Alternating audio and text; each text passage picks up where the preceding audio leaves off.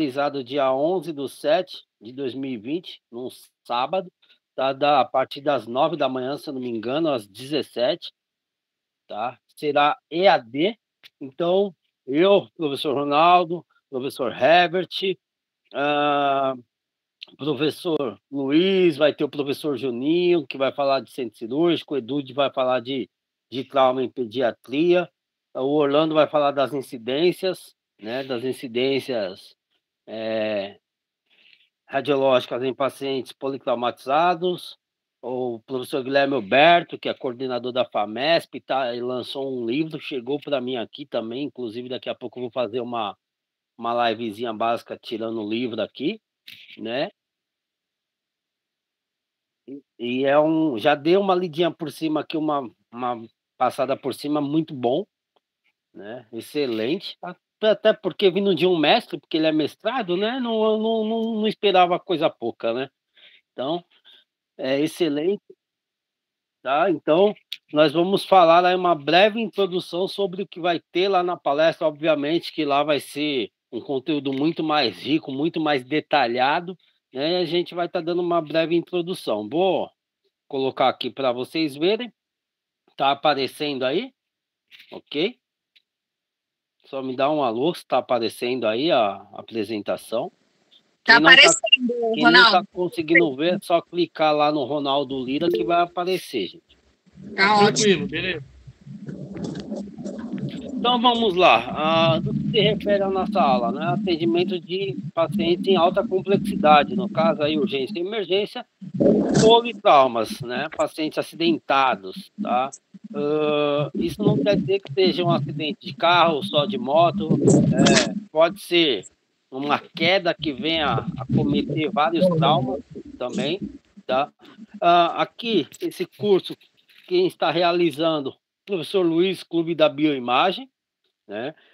Aqui embaixo tem as parcerias aí do pessoal da Clube da Bioimagem, tá? Os parceiros novos também aí. E vamos lá. Vamos ver.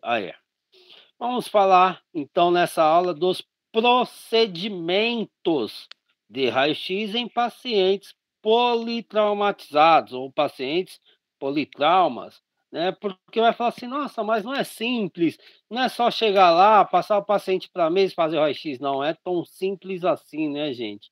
Se fosse tão simples, como diz o pessoal, apertar o botão, né? Apertaríamos apenas o botão. Bom, quando, né, acontece algum acidente nas imediações de algum hospitais, né, de algum hospital, ou quando tem vaga em algum hospital, né, quando o paciente está sendo colocado na ambulância ou está em atendimento lá no local do acidente, entrando em contato pessoal com os hospitais que têm disponibilidade para receber esse paciente. Eu, Ronaldo, trabalhei 2 anos em um hospital de urgência e emergência, aqui em São Caetano, tá? Então, quando eu estava lá, do nada falava assim, Ronaldo, daqui a pouco tá chegando um pole aí. Então eu já sabia que vinha um pole, então eu já deixava uma das salas, que eu trabalhava com 2 salas, eu deixava sempre a sala com equipamento mais flexível, que daria para trabalhar mais rápido, com politrauma, sem fazer exame. Fazia exame só na outra sala dos pacientes convencionais, pacientes comuns ou pacientes com vamos dizer, patologias básicas, tá? Então, eu deixava já a sala de pronto lá, deixava tudo no jeito. Professor, mas como você vai falar que você deixava tudo pronto se você não sabia o que o médico iria pedir? A gente praticamente tem uma pré-definição do que vem, né? Então, a gente já só não separa o chassi, né? Só separa o chassi quando o pedido chega para você. Aí a gente começa a separar e se organizar. Chegou o paciente no hospital, né? Você já está preparado, está só esperando o paciente. De repente vem isso aqui, aí você fala, meu Deus, né? E agora? O que eu faço? Bate o desespero ou eu choro, né? Então, a gente tem que estar preparado para isso, né? Saber o que vai fazer, nem deixar o desespero bater, nem sentar e chorar, né? A gente tem que estar preparado. Tá ok até aí? Tranquilo? Estão conseguindo me ouvir bem? Sim, tudo ok. Então vamos lá. Vamos, Ronaldo. Estou dirigindo aqui, mas estou prestando atenção na tua aula. Os princípios de posicionamento em radiografia móvel para traumatismo são semelhantes ao aplicado em radiografia de rotina geral. Ou seja, alguém está com o microfone aberto aí que está batendo um vento danado. Isso, obrigado. Como que eu posso dizer? Posso fazer o raio-x com o meu equipamento móvel no setor de urgência e emergência? Não é recomendável, isso se for um paciente muito grave e realmente seja necessário, tá? Ou paciente lá na sala, com prancha de resgate, tudo mais, né? A principal diferença que a gente vai trabalhar nessa situação é a adaptação, né? Porque o paciente agora ele vem numa única posição, e não devemos ficar mexendo no paciente. Eu digo, não é mexer em questão de, às vezes, precisar levantar para pôr um calço, né, no membro ali para dar a altura básica, só para colocar o chassi. Não é isso. É não mexer de virar, rotacionar, colocar oblíqua, perfil, enfim. Então, adaptar, né? Eu preciso utilizar o que? O meu equipamento que vai fazer a função de que seria a rotação do paciente, a angulação do paciente ou da estrutura, ou coisa do tipo, juntamente com o meu acessório. Quem? O chassi. Cada situação de cada paciente é único, tá, gente? Não adianta eu falar que aquele politrauma é igual a esse. Não tem, são únicos. O que pode acontecer é semelhança das incidências e também do acidente, mas não quer dizer que vão ser iguais e nem que as incidências serão as mesmas, tá? Quem vai passar isso será o médico que vai avaliar todo o paciente, tá? E vai fazer o pedido das incidências. Mas nós profissionais devemos avaliar o paciente com anamnese, né? Se for o caso, se ele conseguir ter uma boa comunicação com você, se não tem, você pergunta com o pessoal que trouxe o paciente, né? Tentar ali o máximo possível de informações para poder adaptar os ângulos e o raio central do posicionamento do paciente. Eu não vou adentrar em questão de incidências, porque o professor Orlando vai falar sobre isso lá no evento, tá? E se ele tiver daqui a pouco também ele vai estar falando alguma coisa a respeito. Entretanto, todas as imagens, isso é importantíssimo, tá, gente? Todas as imagens, sem exceção, devem ser tão verdadeiras ou próximo do tão verdadeiro quanto a radiografia de um paciente comum, como se eu estivesse fazendo uma oblíqua, um paciente com angulação, um paciente com a estrutura normal. Então, de fato, independente de eu estar adaptando o meu raio central, fazendo uma inclinação no chassi para deixar a estrutura semelhante ao verdadeiro, tem que ser o mais próximo do verdadeiro na hora de sair a imagem na tela ou no filme convencional. Até aí, tudo bem? Tudo ok? Estou falando muito rápido, tá tranquilo? Tá ótimo, Rô, perfeito. Então, vamos lá. Princípio 1. Normalmente são 3 princípios. Aqui eu só vou dar o primeiro princípio para você ficar com aquele gostinho de quero mais, né? De quero saber os outros, né? O princípio 1. Realizar 2 incidências com 90 graus entre si, o alinhamento entre o raio central e o RI.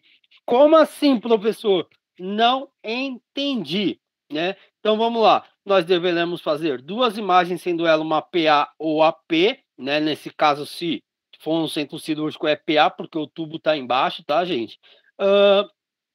Tão verdadeira, né? E uma lateral ou oblíqua verdadeira. Isso aí eu vou fazer com o meu equipamento que vai fazer a parte de adaptação para fazer uma oblíqua do paciente ou para fazer um perfil daquele paciente ou daquela estrutura, tá? Como eu falo 2 imagens, porque o médico precisa ver 2 ângulos diferentes. Quando eu falo de uma fratura, eu vou dar uma fratura simples com um leve deslocamento aí de 15 graus de uma estrutura ou de uma parte da estrutura. Quando você faz um AP ou um PA, às vezes aquele desvio não mostra. Mostra só a fratura, mas não mostra a angulação de desvio.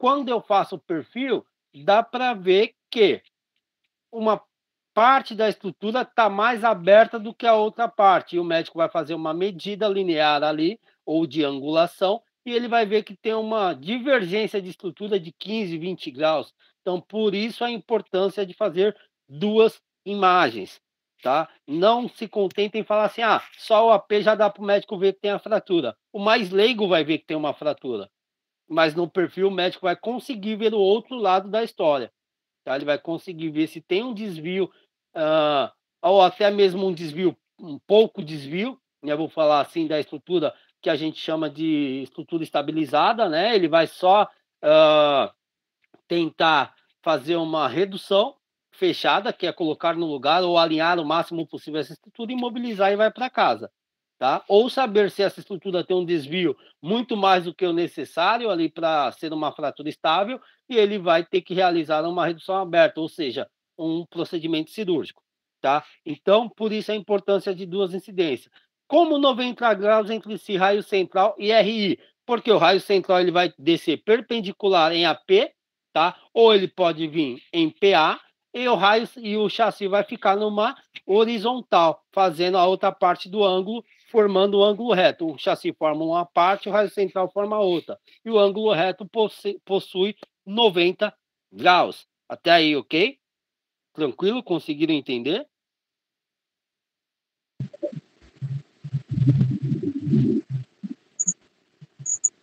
Ok, então vamos lá. Até os motoqueiros estão ouvindo suas aulas. Não entendi. Até os motoqueiros aqui estão ouvindo sua aula. É bom eles saberem para eles tomarem cuidado aí no dia a dia, né? Vamos lá. Para todos os exames, tá, de acompanhamento, ou seja, para todos os exames complementares aos exames que a gente vai fazer de rotina, devemos sempre incluir pelo menos a articulação mais próxima da lesão. De repente, eu fiz uma perna paper fill, quer sendo ela o membro direito ou o membro esquerdo, não importa. Só que o médico quer um mortize, né? Então eu não preciso fazer uma oblíqua da perna inteira se eu vi que a lesão já está no tornozelo ou está lá na região de epífise distal de tíbia ou fíbula, tá? Então aí não há necessidade de eu fazer uma oblíqua da perna inteira. Eu faço apenas uma oblíqua de tornozelo 15 graus, tá? Ou um mortize, que a gente fala, tá? De 15 graus, se o médico quiser uma oblíqua 45, que a gente fala de oblíqua verdadeira, que é angular ou obliquar a estrutura em 45 graus de rotação do seu AP verdadeiro. Professor, tá? Então, oi. O que é mortize mesmo? Mortize é um método de incidência de tornozelo oblíquo a 15 graus em rotação interna.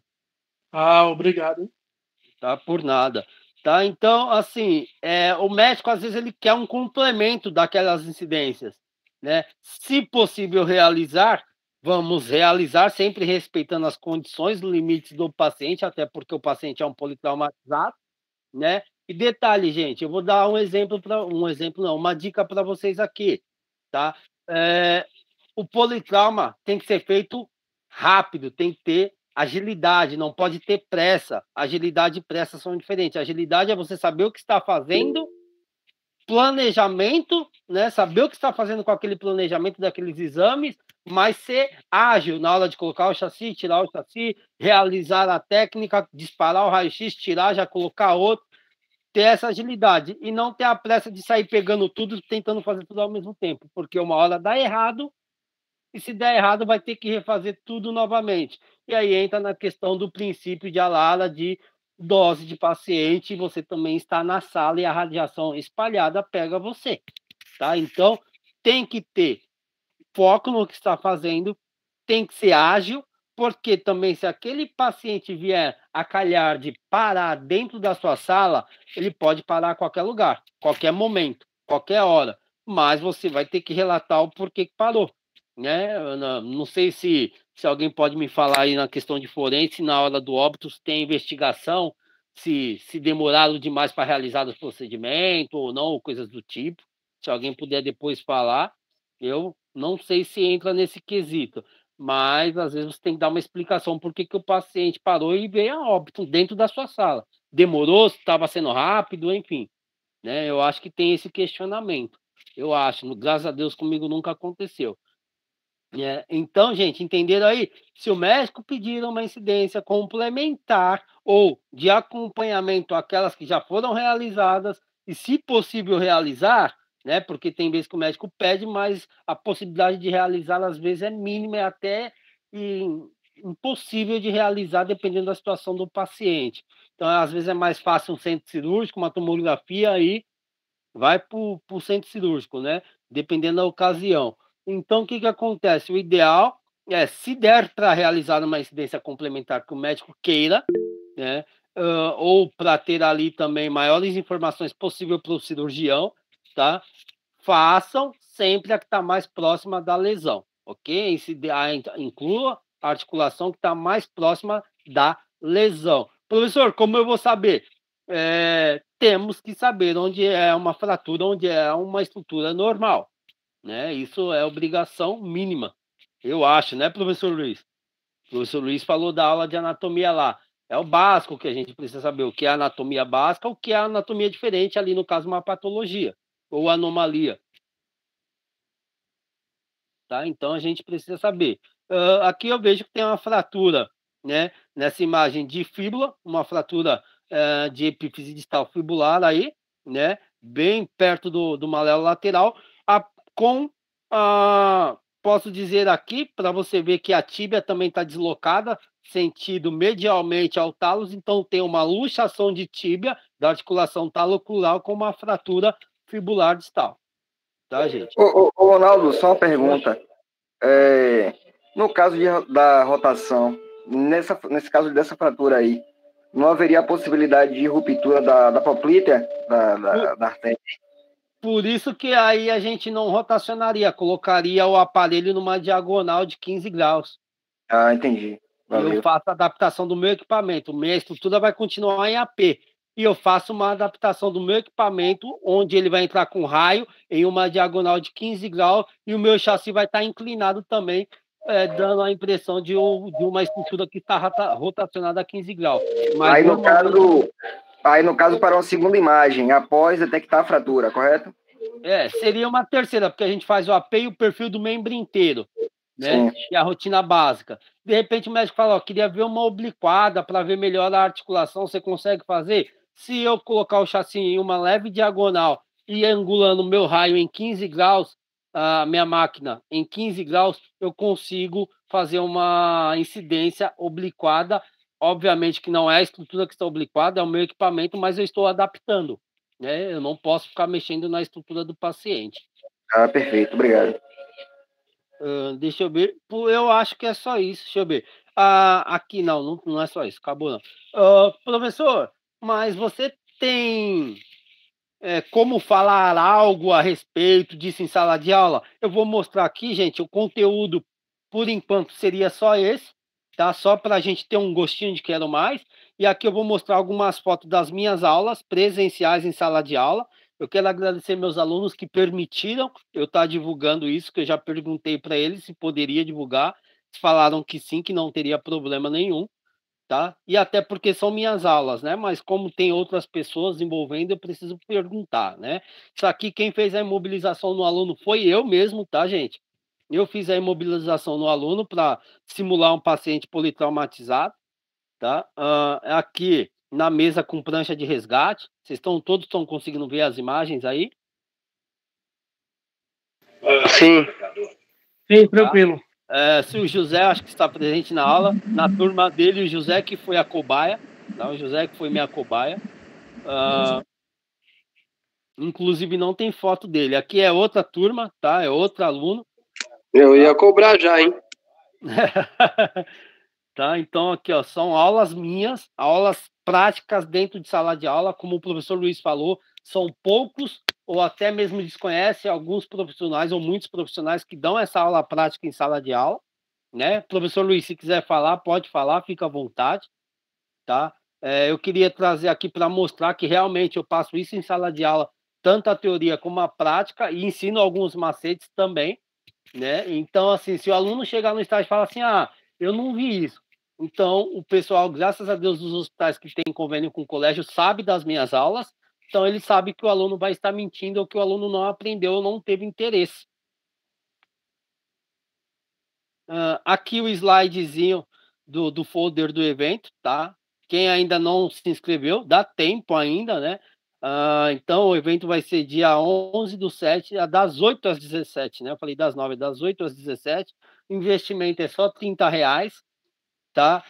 Com a presença do professor Guilherme Alberto, professor Orlando, professor Herbert, que já está aí na sala, que já está chegando com uma aula top também. Já assisti uma palestra dele sensacional. Eu, né, o professor Eduardo Dias, professor Juninho, que vai falar de centro cirúrgico, tá? Paciente, trauma e cirurgia, né? O Edu vai falar de trauma e pediatria, se eu não me engano. E também vai ter o Luiz, professor Luiz, que vai falar também, né? De momento é isso, gente. É só uma introduçãozinha básica para vocês ficarem com um gostinho de quero mais, né? A aula tem no total de 32 slides, eu mostrei apenas 5 para vocês, né? Só para vocês ficarem com um gostinho de quero mais. Obrigado, gente. Oi. Não é?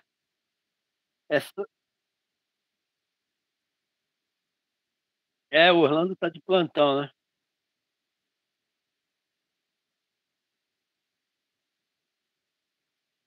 Orlando, meu. Boa noite, galera. Boa noite. Eu tô tranquilo aqui. Eu prefiro deixar o Orlando, como ele tá trabalhando, e aí eu falo depois. Everett, puxa aí, porque eu tô aqui no trabalho e aí eu tô com o exame aqui na mesa. Tô terminando já. Aí na sequência eu entro. Beleza? Beleza. Tá, aí eu já entro na sequência. Gente, por enquanto é só esse gostinho, como o professor Luiz, é só apimentar um pouquinho aí o sabor de que vai ter, né? Daqui a pouco o professor Herbert já vai chegar com a aula dele, que também provavelmente é uma aula show de bola. Já assisti a aula dele, muito top. Professor, aqui é a Rose de Aracaju. Então, no caso de um paciente politraumatizado, ele vindo em maca, né, em prancha, as incidências são sempre ou não são sempre com o RC em horizontal? Depende da incidência. Depende da perfil, por exemplo, é horizontal. Ok, entendi. Obrigada, professor. Ou depende, né? Depende. Por exemplo, é um perfil de punho, o paciente está na mesa, eu não preciso do raio horizontal. Né? Depende. Também, não são todos. Tá? Mas para perfil, sim, né?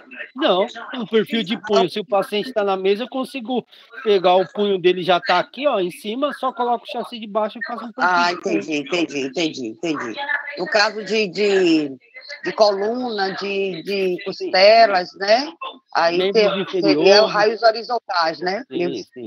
Ok.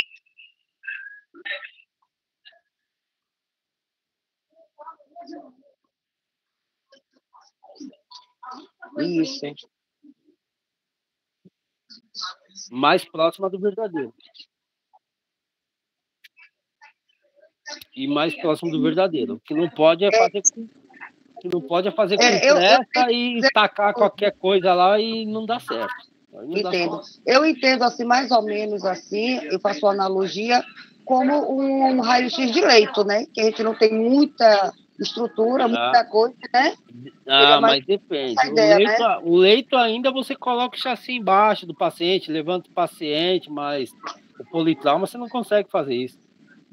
Lembrando os alunos que uma vez um aluno meu perguntou se a gente podia tirar o colar cervical. É óbvio que o aluno é novo, mas só para dar uma pintada, Rô, que não pode tirar, a gente tem que fazer com colete, até às vezes com tudo. Prancha, com tudo. Gente, tem que fazer com tudo. Se tiver botão, zíper, e o bombeiro não rasgou, o SAMU não rasgou na hora de fazer os primeiros socorros, não é você que vai tentar tirar e ficar puxando o paciente para lá e para cá. Você vai fazer do jeito que tá, como já aconteceu. Obrigado, professor da sala, por abordar. Já aconteceu do ortopedista vir para mim e falar assim, ó, eu quero as incidências sem a prancha e sem a tala. Eu falei, doutor, não tem como.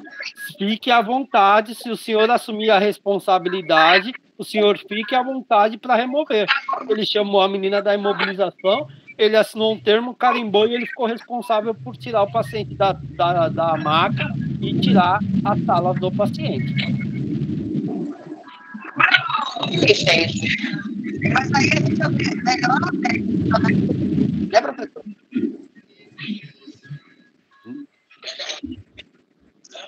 Não, por exemplo, com colar cervical, a gente vai ter que aumentar a técnica, porque vai ter mais uma barreira para fazer o ensaio, né? O colar cervical, ele é pouco denso, ele é um plástico denso, ele não tem muita densidade. O que vai acontecer é alguns artefatos da prancha. Da prancha acontece artefato. Já sei que essa aula eu vou me acabar, viu, professor Luiz?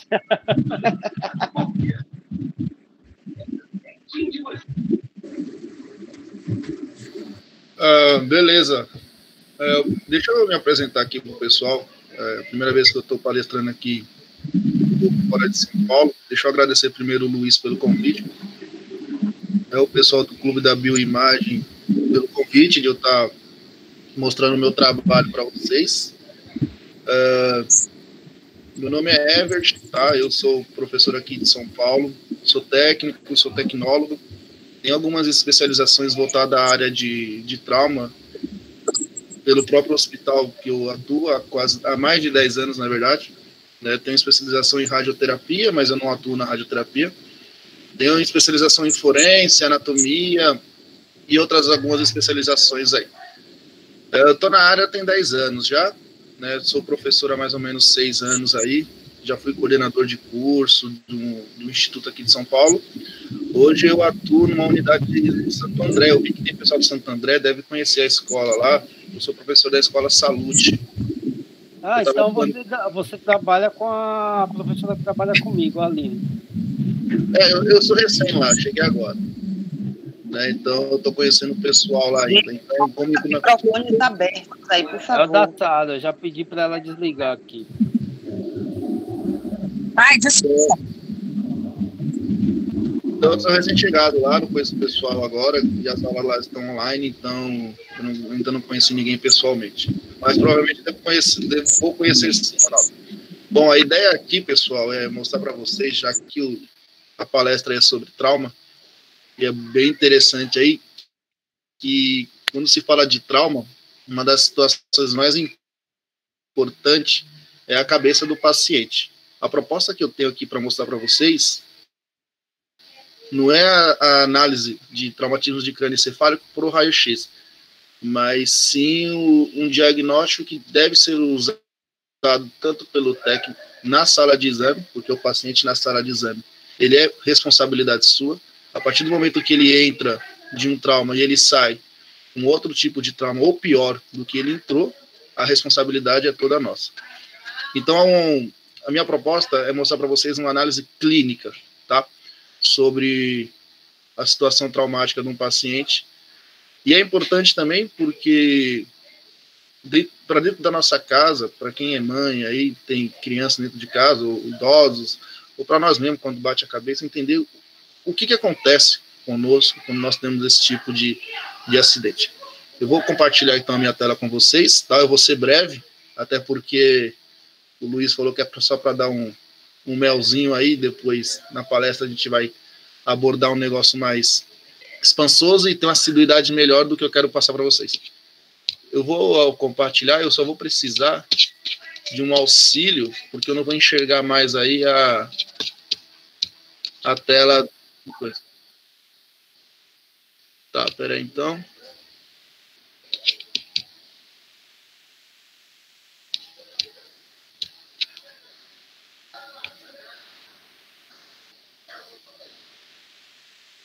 Tá todo me dá um ok aí, Luiz, o pessoal tá enxergando, por favor.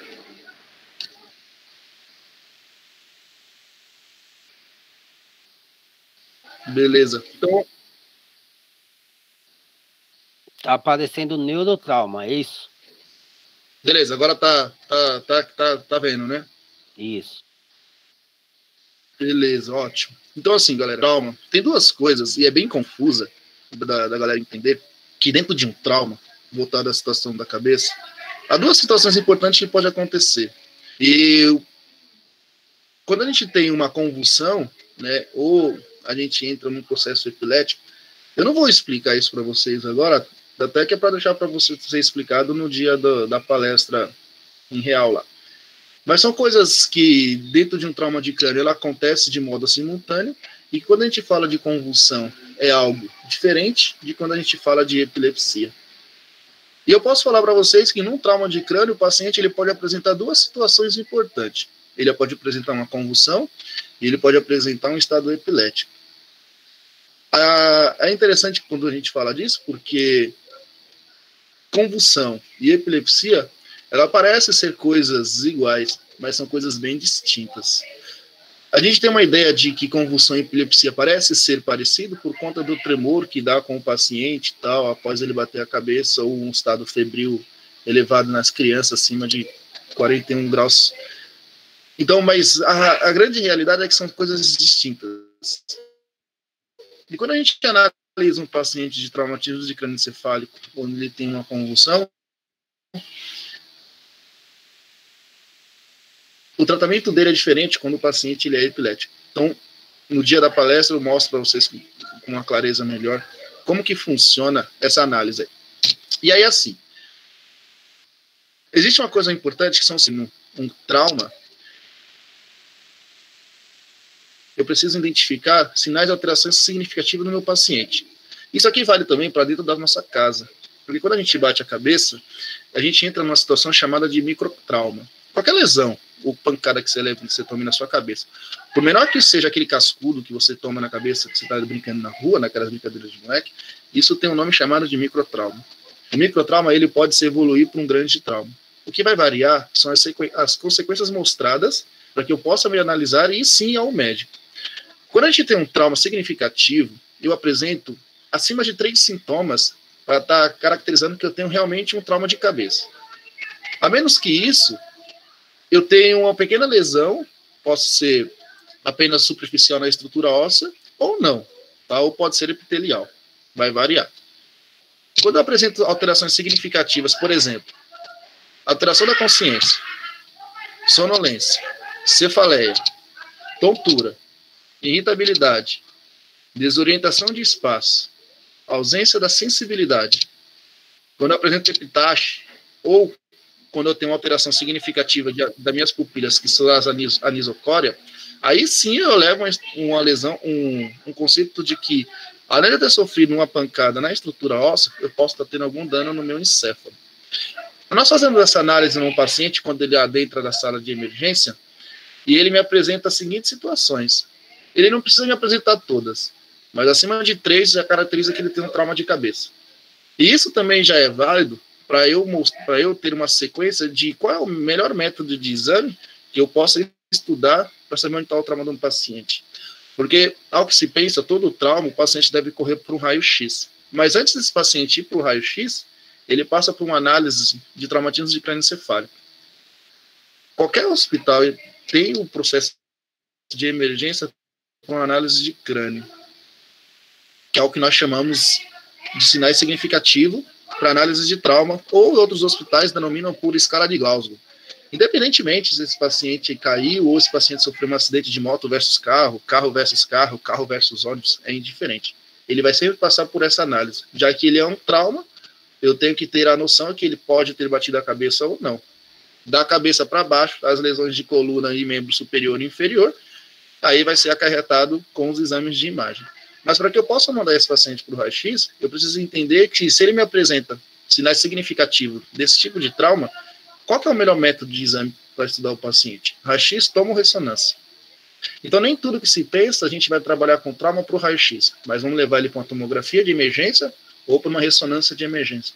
O que vai me dizer isso são essa análise significativa. No nosso dia da palestra eu vou mostrar para vocês como que são feitas essas análises através de alteração da consciência, uma sonolência,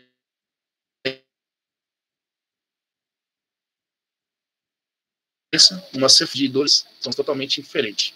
Dor de cabeça é uma coisa, cefaleia é outra coisa. Tontura, irritabilidade, desorientação de espaço e ausência da sensibilidade são coisas bem distintas. Quando eu tenho tontura e quando eu tenho desorientação de espaço. Tontura e desorientação de espaço são algo diferente, não são iguais. Tontura é uma coisa, desorientação de espaço é totalmente ao contrário. Eu posso bater minha cabeça e ficar tonto. Mas quando é que eu vou saber que eu bati minha cabeça e eu tive uma desorientação do meu espaço? Epitáxia e anisocora são situações que elevam a parte do meu rosto, tá? Epitáxia vem do termo de sangramento nasal, é um processo hemorrágico, e anisocora são alterações de pupilas, que a gente vai falar disso na palestra também. O que é importante entender? É importante entender que quando eu tenho uma pancada na cabeça, e geralmente quando a gente fala bastante de criança, a primeira coisa que a criança faz é querer dormir, né? E aí existe um conceito muito grande que a criança não pode dormir, que é uma grande verdade, porque eu preciso analisar sempre os olhos da criança. Existe um termo no trauma de crânio que fala que os olhos me dizem o que está acontecendo com o meu corpo. Então eu preciso deixar essa criança acordada para entender qual é a alteração significativa que ela vai ter. Existe, claro, outros tipos de alteração de crânio, né, que não tem aqui, mas é uma escala bem grande, que se eu apresentar acima de 2, eu estou tendo alguma lesão significativa. Agora, quando eu boto a cabeça, a dor é um processo natural. Isso não entra como análise significativa. Mas a tontura. E o que acontece? Duas situações importantes, significativas. Eu tenho uma tontura e tenho um vômito. E aí, para que eu possa entender se esse grau vai ser elevado, eu entro numa análise de 24 horas de espaço. Qualquer hospital que você adentre e você tenha um trauma, você vai estar em observação por 24 horas, quando a gente fala de trauma de cabeça. Nessa observação de 24 horas, se você não apresentar nada, você recebe sua alta, e aí você pode ir embora. Eu não sei se isso é uma regra em todos os hospitais que acaba tendo na região do Brasil, mas é uma lei... uma lei não, né? É um protocolo feito de emergência em que pacientes com trauma de cabeça têm que ser observados por 24 horas. E assim verificando se ele apresenta algumas alterações significativas. No caso dessas aqui é importante. No caso das avaliações clínicas ou das avaliações neurovisuais, que entra no processo de análise por 24 horas do paciente, ele pode apresentar as seguintes situações. São 3 níveis de alterações neurovisuais que o paciente pode apresentar 24 horas depois. Isso pode ser apresentado na minha casa ou pode ser apresentado 24 horas depois no setor de internação. Se um desses 3 apresenta 24 horas depois de um acidente na minha casa, é característica que ele tem alguma alteração neurovisual, ou ele pode estar tendo alguma alteração significativa no seu crânio. Então, olha só. Quando apresenta o sinal de Bradley, isso caracteriza que eu tenho uma lesão significativa, possivelmente uma fratura na base inferior do meu crânio, na região de occipital, parietal, ou até mesmo na região de mastoide. É significativo e importante porque na base inferior do meu crânio, onde estão conectados a primeira porção da medula espinal, onde eu tenho o bulbo e a porção da corrente da medula, eu posso elevar uma alteração do osso para a região mais significativa do bulbo e até mesmo do tronco encefálico. Eu posso apresentar um sinal de Guaxinim. O sinal de Guaxinim, ele me apresenta lesões na estrutura da face. É interessante entender que quando eu apresento o sinal de Guaxinim, nem sempre o sinal de Guaxinim ele me apresenta com 2 manchas ao redor dos olhos, mas ele pode apresentar apenas com uma mancha ao redor dos olhos. Isso acontece muito quando a gente tem um trauma com um paciente maior de idade. Ele sofre uma queda ou um trauma no começo do dia, né? E no dia seguinte ele aparece com um roxo na região dos olhos ou na parte inferior dos olhos. Então isso é uma característica de sinal de Guaxinim. Quando eu tenho esse tipo de presença, isso me mostra que eu estou tendo uma lesão significativa óssea na estrutura do meu rosto. Quando eu apresento um edema papilar, tá? Isso caracteriza que eu estou tendo uma lesão significativa voltada ao meu sistema encefálico, não que eu estou tendo alguma alteração óssea. Quando eu apresento sinal de Bradley, quando eu apresento sinal de Guaxinim, eu estou demonstrando sinais significativos de lesões ósseas que podem evoluir para lesões significativas no meu cérebro. E aí entra todo o conceito de o que realmente é um traumatismo de crânioencefálico, né? Então, há uma situação bem importante, que quando a gente fala de traumatismo de crânioencefálico, trauma vem da palavra sofrer, que vem do termo de fora para dentro. Trauma de crânio, ele é caracterizado de fora para dentro. Ele não é caracterizado de dentro para fora, ou no só seu espaço interno. Se eu tenho uma lesão encefálica e é caracterizado um derrame cerebral, ou seja ele hemorrágico, ou seja ele isquêmico, isso não entra como análise significativa de trauma de crânio encefálico. trauma de crânio encefálico, ele vem de fora, ele atinge a estrutura óssea e aí ele acomete o sistema encefálico. Eu posso ter ou não uma lesão significativa no osso, mas de acordo com a pancada eu posso sim ter uma lesão significativa no encéfalo. Oi? Pode mudar.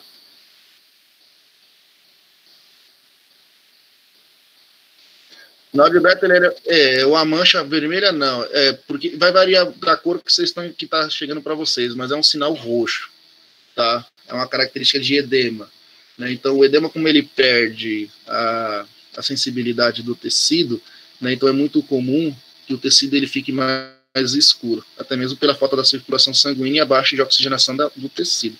Então todo o edema ele tem essa coloração mais arroxada. É sempre na base inferior do crânio, né, e não abaixo da orelha. Quando a gente fala de base inferior do crânio, aqui ele mostra na orelha, mas ele acomete toda a estrutura occipital e toda a região da mandíbula e a estrutura da mastoide. Tá? Nessa imagem aqui ele está abaixo da orelha, mas o sinal de beta ele pode evoluir para toda essa área aí. Ok? Ok, professor. Show de bola. Tá, legal. Então, assim, Até quando tá falando de trauma aqui... agora, viu, professor? Não, o material é extenso, o material é bacana, aqui é só para dar um teaserzinho. E aí uma coisa interessante, que quando a gente fala de trauma de crânio encefálico, e ele é cometido de fora para dentro, eu posso sim ou não ter uma lesão no osso. Existe uma síndrome que acontece bastante, e ele vem numa exceção muito alta, que é o trauma do bebê sacudido. Quando a gente pega a criança para saculejar a criança, para brincar com ela, né, então o nosso cérebro, ao desenvolvimento, a sua massa encefálica, ela é curta, né, e a sua estrutura craniana é mais aberta, por isso eu tenho aí a passagem da famosa moleira aí, né, da criança, para que o espaço intracraniano seja aberto e o encéfalo ele possa desenvolver. Então, quando eu balanço a criança, o meu cérebro está solto, então eu tenho aquele chacoalhamento interno. Isso caracteriza um trauma de crânio de fora para dentro, sem acometer a estrutura óssea. Agora, se o paciente desse estado ele apresenta uma lesão significativa, um derrame, porque criança também pode apresentar um derrame encefálico, ele apresenta duas situações. Ele apresenta um traumatismo de crânio encefálico, por eu ter sacolejado e balançado o cérebro dele, e ele acometa um trauma encefálico, por ele estar tendo um AVC. Quando eu tenho um trauma encefálico, eu tenho um traumatismo de crânio, são coisas que o crânio eleva a estrutura óssea, e o trauma encefálico acomete apenas a parte encefálica, tá? E aí, quando entra um paciente politraumatizado, independentemente se ele está acordado ou não, eu preciso colocar o paciente numa escala de Glasgow e entender se esse paciente está tendo uma alteração significativa da cabeça ou só dos membros inferior que ele teve uma lesão no osso. Então, isso aqui é um protocolo emergencial feito em qualquer hospital que atenda pacientes politraumatizados, mas é do que uma somatória, números, com informações que o paciente acaba nos passando, e eu vou identificar com esse paciente as informações que ele me passa sobre a pontuação que ele está fazendo, se ele é um paciente de alto, de baixo ou de médio risco. Então, essa escala funciona da seguinte forma. Eu trabalho com o paciente com 3 estruturas: abertura dos olhos, resposta verbal e resposta motora. E aí eu tenho uma escala de ponto desse paciente, já programada pela equipe de neuro, é uma escala padrão, essa pontuação de escala é padrão, e a abertura ocular desse paciente, ele tem a significância de estar espontaneamente, a voz, a dor, ou ele não tem a abertura ocular. Conforme isso, eu vou fazendo a pontuação. Eu vou dar um exemplo para vocês, que eu estou com trauma na sala, e ao me aproximar do paciente, eu chamo ele pelo nome, e aí ele abriu a abertura ocular, verdade. Eu chamei o fulano de tal, ele abriu os olhos, então ele somou 3 pontos aí na abertura ocular. Quando eu começo a conversar com o paciente, fazer perguntas, ele me dá uma resposta orientada, ele me dá uma resposta confusa, ele me fala palavras inapropriadas, ou ele me fala palavras incompreensivas, ou ele não me dá a resposta. Ou seja, eu não estou entendendo nada do que ele está falando. Palavras inapropriadas é o termo da irritabilidade. Tá? Inapropriadas são as palavras que ele vem falando por estar nervoso. Somando aí dois pontos de score, ele tem, então, a voz, que são 3 pontos, e a resposta verbal, que são 2 pontos. Ele tem 5 pontos de pontuação. E aí, a última análise que a gente faz com o paciente são a resposta motora. Se ele obedece os meus comandos, na hora que eu peço para ele fazer alguma ação, se ele me localiza a dor, ele faz um movimento de retirada. Quando eu aperto alguma estrutura do paciente, localizar a dor é quando ele mostra para mim que ali está doendo. Flexão normal e extensão normal, ou ele não me apresenta nenhuma dessas situações. Vamos supor que ele já tem 5 pontos e ele somou 7 pontos. Ele tem 7 pontos. E então, de 7 pontos, a escala máxima que esse paciente tem que atingir é 15, para eu estar sossegado. E a menos do que, na verdade, 8 pontos, ele é um paciente grave. Essa pontuação 7 vai me determinar a que nível de escala esse paciente pode me apresentar futuramente numa observação de 24 horas. Indiferentemente se ele tem lesões na outra parte do corpo. Mas ele está me apresentando uma escala de Glasgow de 7 pontos. Ou seja, ele abriu os olhos com a minha voz, as palavras dele é incompreensível, e a extensão dele é normal. Ele tem 7 pontos. O ponto mínimo que esse paciente tem que chegar, na verdade, na taxa aqui de Glasgow ele mostra 3, mas é bom que esse paciente me apresente acima de 8. Por que isso? Porque eu vou entender que esse paciente é um paciente evolutivo. Ele pode evoluir para uma possível lesão de traumatismo encefálico. Quando a gente fala que o paciente está evoluindo numa situação de crânio, não é que ele está melhorando, ele está piorando. E aí, esse paciente vai me apresentar as seguintes interpretações futuramente: um coma profundo, um coma superintermediário, um coma superficial. Aqui ficou um erro de digitação, ficou 2 coma profundo. Mas coma tem estado diferenciado. O paciente com menos do que 8 pontuações, ele pode me apresentar esses coma superficial. E obviamente que eu vou explicar agora para vocês a diferença de cada coma. Mas coma é diferente. A gente fala que o paciente está em coma, o que é um estado de coma, né?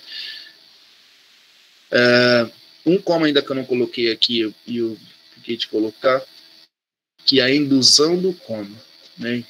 Um estado melhor de eficácia de medicamento é quando nós induzimos o paciente a um coma.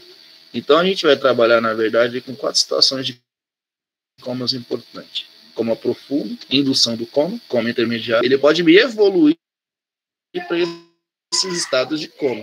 O paciente que me apresenta mais do que 8, ele pode estar em uma ascensão normal, para que eu possa mandar esse paciente fazer as análises das outras estruturas dele no raio-x. O paciente com menos de 8, ele tem que fazer análises estruturais numa tomografia, numa ressonância de 8 pontos. O mínimo é 3 para que esse paciente esteja respirando, tá? A mais do que 3 aí ele está respirando normal, menos do que 3 esse paciente não respira. Ele me apresentando essa situação a mais do que 8, eu mando ele numa tomografia, eu mando ele numa ressonância, a mais uma ressonância. Por quê? Porque eu vou entender que esse paciente, além de ter sofrido um trauma na cabeça, ele está tendo um trauma dentro da cabeça, um trauma encefálico. Isso vai ser apresentado pelas alterações significativas na pupila do paciente. Então, qualquer paciente que se tem alteração significativa no encéfalo, indiferente que ele esteja na sala de emergência, ou ele acabou de ir para a sala de raio-x e fala para você que ele caiu de moto, o médico pediu só exame do membro inferior, porque está cortado, mas ele é apresentador de cabeça, e se você não souber analisar o significado de cada alteração pupilar que esse paciente pode apresentar, você não consegue identificar que o paciente está tendo alteração significativa no seu encéfalo. Cada alteração importante de 1 até a 4 nessas escalas aqui apresenta uma lesão significativa em cada ponto encefálico.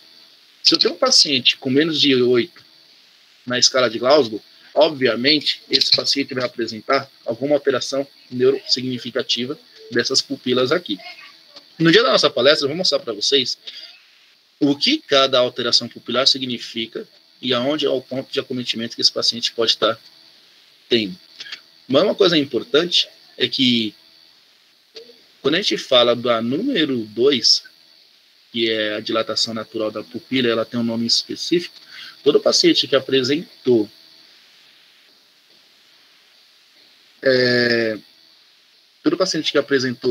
um acidente vascular cerebral, esse paciente teve alteração significativa nos olhos alguns dias antes, apontado por uma dor de cabeça.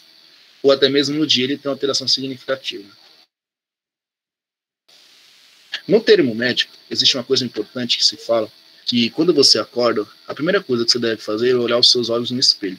E quando isso acontece, você dorme com a pupila de um jeito e tem que acordar com a pupila do mesmo jeito. Se você acorda com a pupila de modo diferente, você tem que correr para o médico, para a emergência. Porque a pupila mostra para você que você está tendo uma alteração significativa no seu cérebro.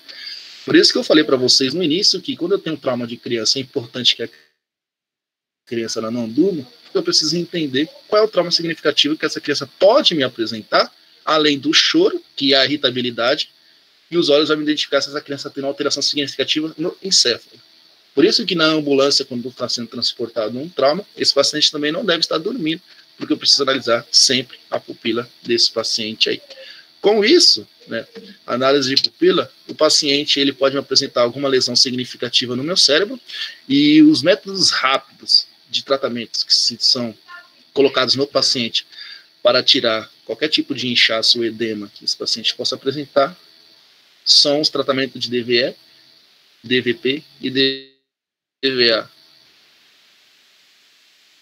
que são as derivações ventriculares peritoneais, as derivações ventriculares arterial e as derivações ventriculares externas. Eu mostro para vocês no dia da aula como funciona cada derivação, tá bom?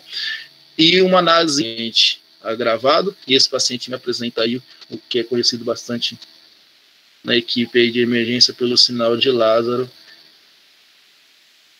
nada mais é do que um tipo de morte encefálica. Então é feito o sinal de Lázaro no paciente para identificar se o cérebro realmente do paciente morreu, e o que continua funcionando aí são os outros órgãos apenas por base de mecânica dos aparelhos de emergência, caso ele entre com uma doação, uma captação de órgão ou não, né? Mas aí no dia da a gente vai falar bastante sobre cada um desse tratamento, né? E as alterações significativas evolutivas de um traumatismo de crânio, até mesmo para dentro da nossa casa. É importantíssimo entender pelo menos um passo a passo de um trauma de crânio, o que ele pode mostrar para mim de um paciente para o outro. Tá bom? Obrigado por ter me escutado nesse pequeno tempo aí de palestra. E aí eu deixo um recado aqui para vocês, tá bom? Que ninguém precisa saber de tudo, né? Basta ser bom naquilo que você sabe, e aí você vai ser um dos melhores profissionais que existe aí no mercado de trabalho. Exato. Vou descompartilhar minha tela aqui, pessoal. Excelente aula. Também fiquei agora... Eu vou nessa pegada, ninguém precisa saber de tudo. Perfeito. Exatamente. Essa frase é justamente, professor Herbert, que eu e o Luiz estávamos conversando a semana retrasada referente a pessoas que querem saber tudo, que se acham que sabe tudo, né? Que acabam discriminando os demais por alguém ter um conhecimento específico em alguma coisa e não ter o conhecimento de tudo, né? E ninguém tem o conhecimento de tudo. Não precisa, como você falou, ter o conhecimento de tudo. Basta ser bom e excelente naquilo que você sabe. Pronto. E aí você vai... Obrigado, pessoal, por ter me escutado. Espero...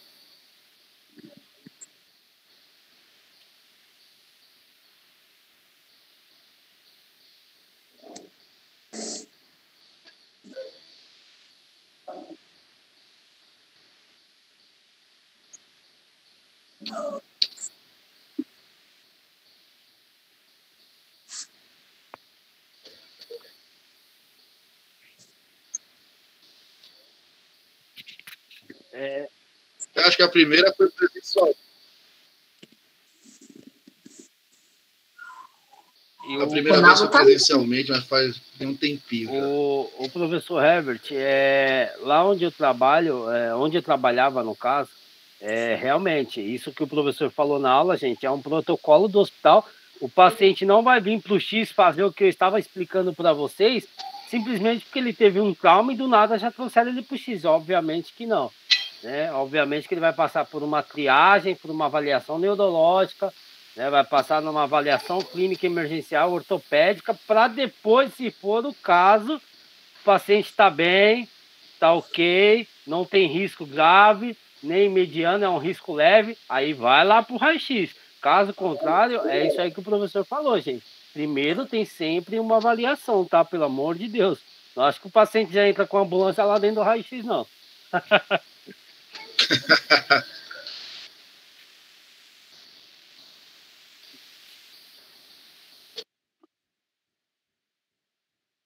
Eu vi. Agora eu tô pronto, Teles, hein? é ele? Ah, então manda a palpa. Eu tô pronto aí. Final do plantão. É bom, se você quiser fazer ao vivo aí, a gente já vê também. Ah, já passei o bastão já pro próximo já da noite. Por hoje tá bom. Por essa semana chega. Só um minutinho. Achei que ia ver um politrauma ao vivo, cara. Não, aí a gente tem que fazer outra palestra ao vivo. E nem pode, né? Na verdade, nem pode. Você está expondo, foge da ética. Exatamente. Bom, manda a pau, mestre. Gente, eu falei dos procedimentos básicos, né? Comecei a falar um pouco ali, né? E o Orlando agora vai dar uma realçada aí daqueles procedimentos que poderemos fazer na hora das incidências. É isso, né, mestre? Você vai falar das incidências, né? Exatamente. Vou dar uma passada qual que é as incidências mais que a gente realiza, né? Eu só estou tentando aqui compartilhar a tela aqui.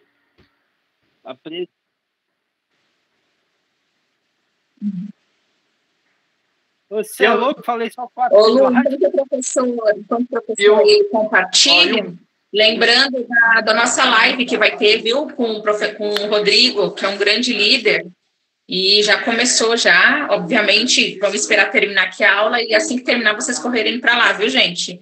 De suma ali...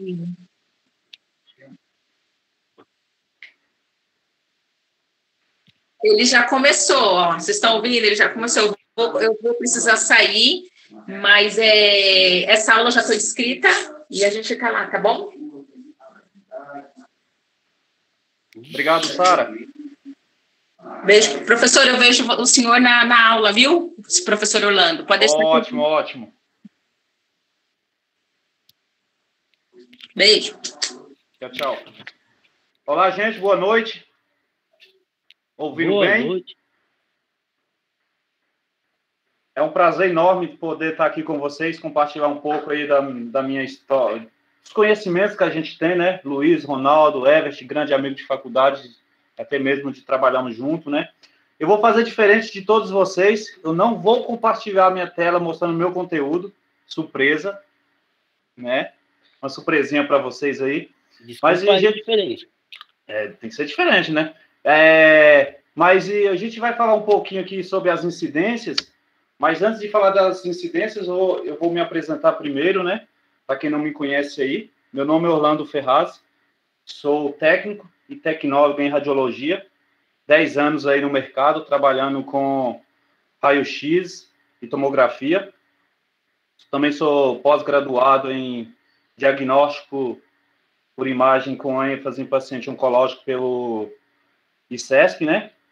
E a gente está nessa batalha aí. Então, hoje a gente vai falar só um pouquinho, né? Porque é bastante coisa. Hoje é só uma pré-eleição do dia 11 vai vir aí. Se você ainda não garantiu sua vaga, já corre aí logo após essa aula, já garante sua vaga, porque as vagas são limitadas e o Luiz aí já está administrando aí, para a gente já fechar aí, a gente ter um belo evento.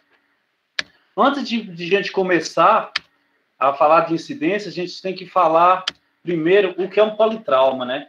Quando a gente fala o que é um politrauma, a gente não... o cara caiu de moto, é um politrauma, bateu um carro, é um politrauma. Nem sempre é isso. Às vezes pode ser uma queda de escada, uma queimadura, também entra como politrauma, né?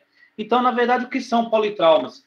São algumas lesões, né, diversas lesões de determinadas naturezas, né, por agentes químicos, mecânicos, e podendo até comprometer a vida da pessoa, né? Então, um politrauma, assim quando ele chega no raio-x, ele tem que ser bem manuseado, né? Que o pessoal depois vai falar sobre isso aí. Mas o mais importante também é a hora do primeiro atendimento. Essa é a hora crucial para a gente poder ter um diagnóstico por imagem satisfatório. Depende muito também do primeiro atendimento desse paciente. Então, assim, o paciente de politrauma, ele é totalmente diferente de um paciente normal. Quando a gente fala totalmente diferente em relação a incidências de exames que a gente vai fazer. Por exemplo, a gente vai fazer igual o Ronaldo estava explicando lá, como a gente vai fazer um perfil, por exemplo, de tornozelo, né? A gente vai ter adaptação desse paciente para esse exame, no caso da ampola, do aparelho. Então, a gente também, antes da gente começar, a gente tem que conhecer o nosso aparelho, qual a limitação do nosso aparelho para a realização dessa incidência. Também é muito importante para a gente, quando vai fazer um raio-x de paciente de politrauma, tentar identificar onde que o paciente tem as lesões. Por exemplo, até mesmo para a nossa segurança, né? Para a gente poder ter uma segurança na hora de fazer. Por exemplo, um paciente ele pode estar com uma queimadura, né? Sofreu um acidente de moto e acabou queimando. A gente tem que identificar onde que está essa queimadura para a gente até mesmo não pegar nessa queimadura desse paciente. E existem alguns princípios, assim como o Ronaldo falou, né? A gente tem o princípio de fazer uma incidência de AP e uma perfil, mas além das incidências, a gente tem que adaptar não só o raio central, mas também como a placa também do chassi para a realização desse exame. Então, a gente tem que pegar, um conjunto para a gente ter um bom diagnóstico para esse paciente. E o outro, segundo princípio, também eu acho que o Ronaldo já comentou aí, é sobre como que o paciente vem. Geralmente, todos os pacientes ele vem deitado em uma prancha, né? Colar cervical, a gente não tira nada. Não falei não, Orlando. Não falou? Então não. Vai aí uma coisa nova aí para vocês. Então, todo paciente de politrauma, a gente não retira nada do paciente, principalmente coluna cervical, que talvez esse paciente, rotinas aqui de onde que eu trabalho, né, de onde eu trabalhava, na verdade, hoje eu só trabalho com TOMI numa de especialidade. Então, assim, quais são as rotinas, os exames que mais um médico pede? Esses não faltam. Crânio, coluna cervical, coluna torácica, coluna lombar, tórax, bacia e extremidades. Extremidades entra aí entre mão, punho, tornozelo, perna, né? Eu coloquei uma extremidade de tudo isso. Braço, antebraço, ombro. Isso aí eu deixei tudo em extremidade. A gente não vai falar dessas incidências tudo hoje, que não dá tempo, é para a próxima aula. Então, tudo isso no dia da aula vai ser explicado direitinho, como que o paciente vai vir, com imagens, né? Com a angulação do raio, né? A gente entender também aquelas linhas que o crânio tem, tipo Alon, né? Linha órbito meatal, onde que o raio tem que ser centralizado, qual a angulação do raio. Isso tudo a gente vai abordar no dia 11 com vocês, porque até mesmo já são 7h20 da noite, a gente já está aí com 1h20 aí. Então, assim, sabadão o pessoal também quer dar aquela... aproveitar o fim de semana, né? Então, a gente está passando aqui só para dar uma pincelada para vocês. Tudo isso que eu falei, a gente vai abordar mais profundamente no dia do evento, né? E a gente vai ter tempo para vocês fazer pergunta também. Abro também agora que, se vocês quiserem fazer alguma pergunta, estou disposto. Hoje, eu estou trazendo só isso para vocês. Mas sobre as rotinas, a gente vai explicar tudo no dia 11. Com certeza, vocês vão sair daqui bastante capacitado aí com essa qualidade dos professores que a gente tem aqui nesse evento. Se alguém tiver alguma dúvida aí, pode falar.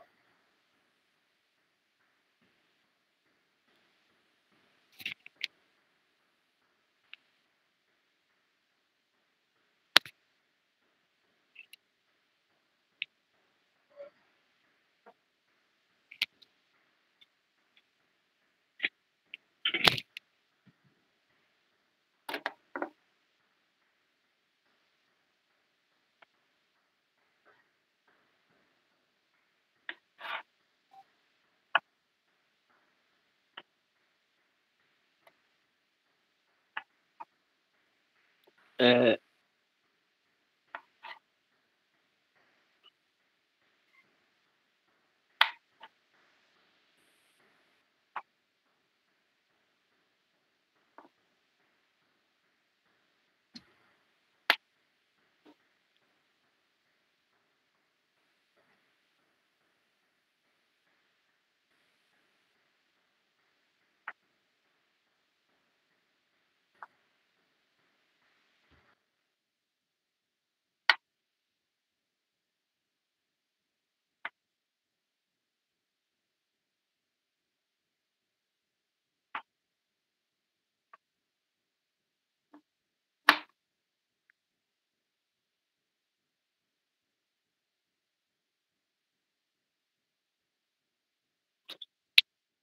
normal, né, Luiz? Já é normal isso aí, né?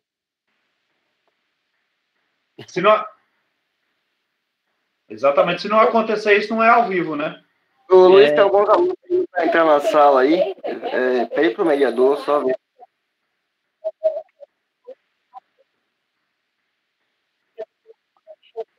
Ah, ok. Só antes do Luiz começar aí, gente, eu sei o que é a pessoa ter dificuldade de fazer um politrauma, porque meus estagiários, por plantão, em média, tinha 8 a 10 estagiários lá do Colégio Polígono, do Tableau, do ETIP, do Fênix, que é onde eu leciono, e todos tremiam na base para entrar na sala com politrauma, gente. Então, assim, é de suma importância porque a gente não pode tremer, a gente tem que estar ciente do que vai fazer, né? Manda pau aí, mestre.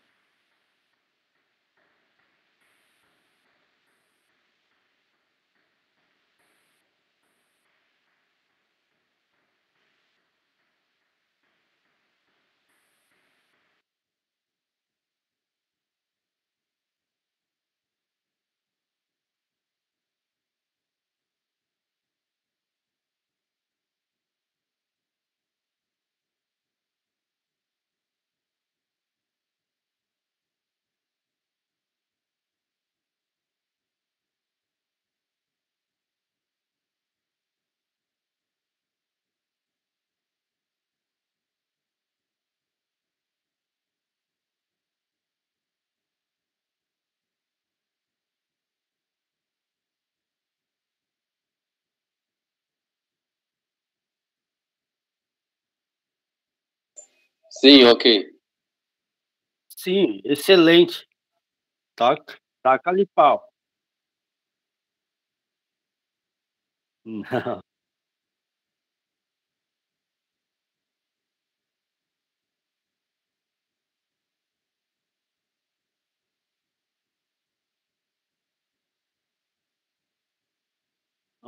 Lá onde eu trabalhei, a gente chama a emergência Minha Casa Minha Vida, tá ligado? Mal passo o equipamento.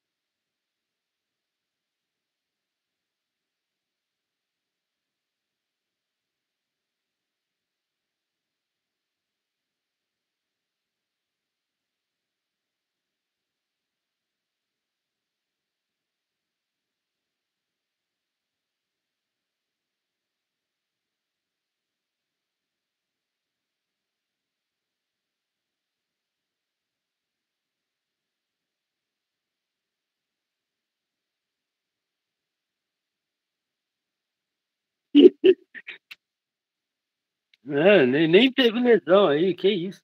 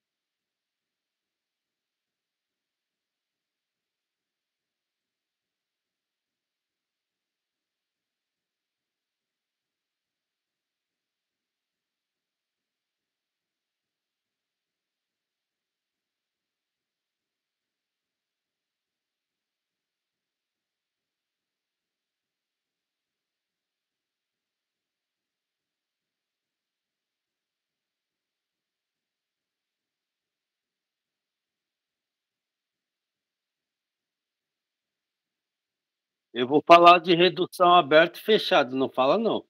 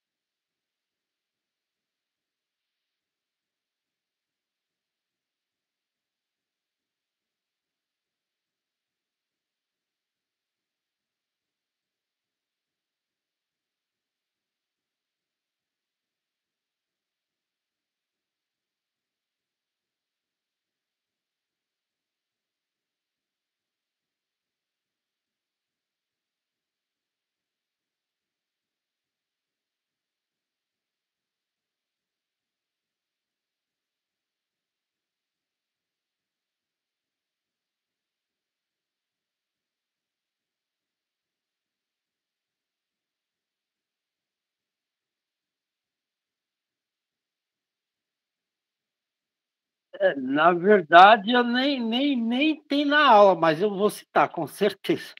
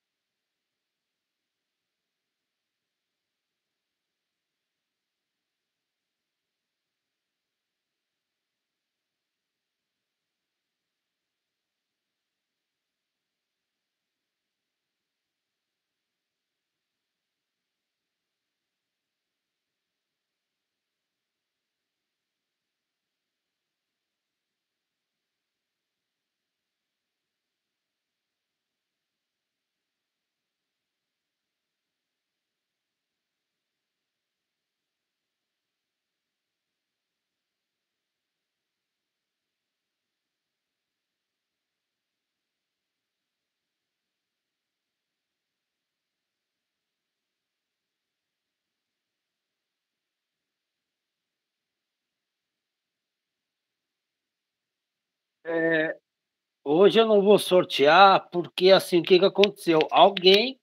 Infelizmente, alguém apagou meus materiais, né, da minha nuvem, porque quando eu mando o link do Nether, ainda bem que você tocou nisso, quando eu mando o link do Nether, a pessoa acessa diretamente a minha nuvem, né?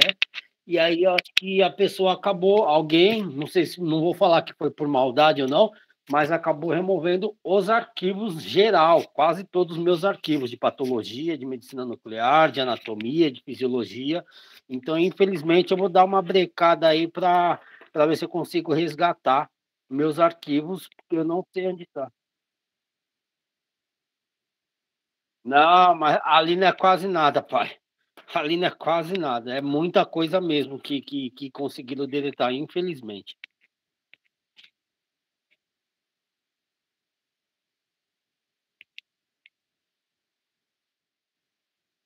Quero agradecer a todos os professores que fizeram mais uma excelente aula. Estou com material para sortear, mas eu vou deixar para sortear no dia 29, no curso de forense aí. Tá? Então, já convidando